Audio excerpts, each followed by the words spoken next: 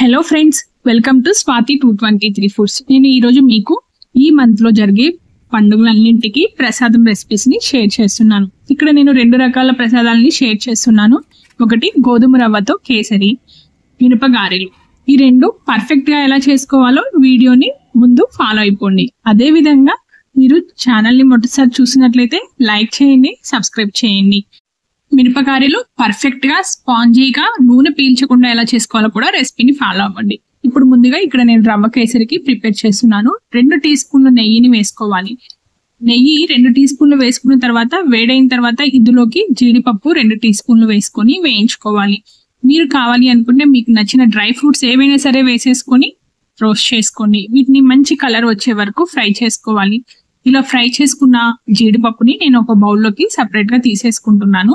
ఇప్పుడు same pan లోకి ఇంకొంచెం నెయ్యి వేసుకోవాలి. 2 టీ స్పూన్లు నెయ్యి వేసుకోవాలి. మళ్ళీ 2 టీ స్పూన్లు నెయ్యి వేసుకున్న తర్వాత ఇందులోకి గోధుమ రవ్వ 1 కప్పు వేసుకోవాలి. గోధుమ రవ్వ 200 గ్రాముల మెజర్మెంట్ ఉంటుంది.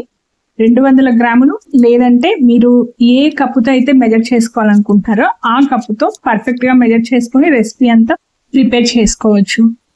గోధుమ రవ్వని వేయించేసుకున్న తర్వాత సైడ్ పెట్టేసుకోండి. చూసారు కదా, ఇలా పొలుకులుగా రవ్వ బాగా వేగిపోయింది. ఈ వేగిపోయిన రవ్వతో కేసరి చేస్తే సూపర్ ఉంటుంది. ఇప్పుడు ప్యాన్ లోకి 4 కప్పులు నీళ్లు వేసుకోవాలి. మనం ఏ కప్పుతో అయితే గోధుమ రవ్వని కొలుచుకుంటున్నామో అదే కప్పుతో 4 కప్పులు వాటర్ వేసేసుకొని వాటర్ ని మరిగించుకోవాలి. వాటర్ మరిగిన తర్వాత ఇందులోకి మనము వేయించుకున్న గోధుమ రవ్వని వేసేసుకొని ఉడికించుకోవాలి. మరిగిన వాటర్ లోకి నేను వేయించుకున్న గోధుమ రవ్వను వేసేసుకొని మిక్స్ చేస్తున్నాను. రవ్వ వేసిన తర్వాత కంటిన్యూస్ గా తిప్పుతూ ఉండండి. ఉండలు కట్టకుండా, గోధుమ రవ్వ మాక్సిమం ఉండలు కట్టదు, కానీ మీరు మధ్యలో కలుపుతూ ఉండండి. గోధుమ రవ్వ వేసిన తర్వాత ఉడుకుతూ ఉన్న టైంలో మిక్స్ చేస్తూ ఉండండి. రవ్వ సాఫ్ట్ గా స్మూత్ గా ఉడికిపోతుంది.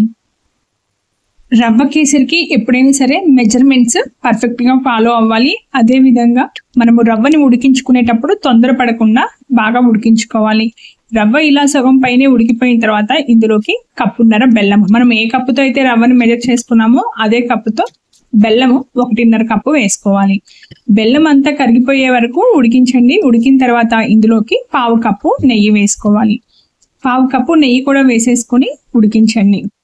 కేసరి నెయ్యి వేసిన తర్వాత దగ్గర పడుతూ ఉంటుంది, త్వరగానే ఉడికిపోతుంది. ఇలా అంతా ఉడికిన తర్వాత ఇందులోకి యాలకులు 3 దంచి వేసుకోండి. నేను ఇక్కడ యాలకుల పొడి వాడకుండా యాలకుల్ని దంచేసి వాటిని వేసుకుంటున్నాను.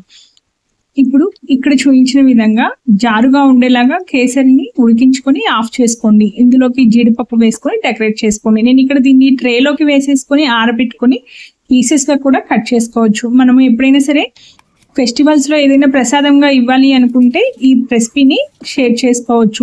చిన్నగా పీసెస్ కట్ చేసుకొని షేర్ చేయొచ్చు. నెక్స్ట్ రెసిపీ మినపగారెలు. కరకరలాడుతూ లోపల స్పాంజీగా ఉండే మినపగారెలకి నేను ముందుగా ఇక్కడ 200 గ్రాముల మినపప్పు తీసుకుంటున్నాను. పొట్టు ఉన్న మినపప్పుని నేను ఇక్కడ వాడుతున్నాను. ఈ రెసిపీకి ఈ మినపప్పు అయితే చాలా టేస్టీగా ఉంటుంది. మినపప్పు 6 నుంచి 7 గంటల వరకు నానబెట్టేసుకోవాలి. ఓవర్ నైట్ అయినా నానబెట్టేసుకుని పొట్టు లేకుండా వాష్ చేసుకోండి. వాష్ చేసుకున్న మినపప్పుని మనము గార్లించుకొని మిక్సీ జార్లోకి వేసుకోవాలి. ఇక్కడ నేను 1 టీ స్పూన్ మినపప్పుని కూడా సైడ్ పెట్టేస్తున్నాను. ఇలా గార్లించుకున్న మినపప్పుని కొద్దిగా వాటర్ లేకుండా వేసుకోవాలి. ఇందులోకి అల్లం ముక్కలు 1 టీ స్పూను, 3 ఇంచుల అల్లాన్ని సన్నగా కట్ చేసుకోండి. సాల్ట్ 1/2 టీ స్పూను, జీలకర్ర 1 టీ స్పూన్ వేసుకోవాలి. ఇలా వేసుకున్న ఇంగ్రీడియంట్స్ అన్ని మిక్స్ చేయండి. మిక్స్ చేసి స్మూత్ గా అయ్యేంత వరకు గ్రైండ్ చేసుకోవాలి. ఇక్కడ నేను మినపప్పుని కొన్ని సైడ్ పెట్టేశాను.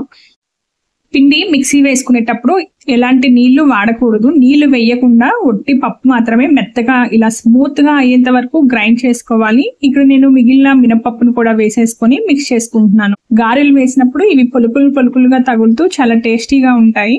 ఇందులోకి సన్నగా తురిమేసుకున్న కొత్తిమీరను కూడా వేసుకొని మిక్స్ చేసుకోవాలి. ఇక్కడ నేను 1 టీ స్పూన్ కొత్తిమీరని వేస్తున్నాను. నేను ఈ గారెలు చేయడానికి బటర్ పేపర్ తీసుకున్నాను. దీని మీద వాటర్ తో తడి చేయండి. తడి చేసిన తర్వాత మీరు రౌండ్ గా షేప్ చేసుకొని వీటిని మనము ఆయిల్లోకి డీప్ ఫ్రై చేసుకోవాలి. మరీ పలుచగా ఉండకూడదు, మరీ మందంగా ఉండకూడదు, మధ్యస్థంగా వడలు చేసుకోవాలి. ఇలా గారెలు చేసుకున్న తర్వాత దీన్ని మనము మధ్యలో హోల్ ఎందుకు పెట్టేస్తాము అంటే అన్ని వైపులా ఈక్వల్ గా కాలడం కోసము మనము మధ్యలో హోల్ పెడతాము. ఇప్పుడు గారెల్ని మనం బాగా కాగిపోయిన ఆయిల్లోకి వేసేసుకొని ఫ్రై చేసుకోవాలి. నేను ఆయిల్ని ముందుగానే హీట్ చేసేసాను. డీప్ ఫ్రైకి సరిపడినంత ఆయిల్ మాత్రమే గుంతగా ఉండే ప్యాన్లోకి వేసుకొని వేడి చేసుకోండి. వేడైన తర్వాత గారెల్ని వేసుకుని మంచి గోల్డ్ కలర్ వచ్చే వరకు ఫ్రై చేసుకోవాలి. ప్రసాదంకి వడలు చేసేటప్పుడు ఆనియన్స్ కానివ్వండి, వెల్లుల్లి కానివ్వండి, ఇలాంటివి ఏమీ లేకుండా ప్రసాదాన్ని ప్రిపేర్ చేసుకోవాలి. ఇలా ప్లెయిన్ గా వడలు మాత్రమే నేను షేర్ చేశాను. మీరు ఇంట్లోకి తినడానికి అనుకుంటే మీరు ఆనియన్స్, కొత్తిమీర, పచ్చిమిర్చి అన్ని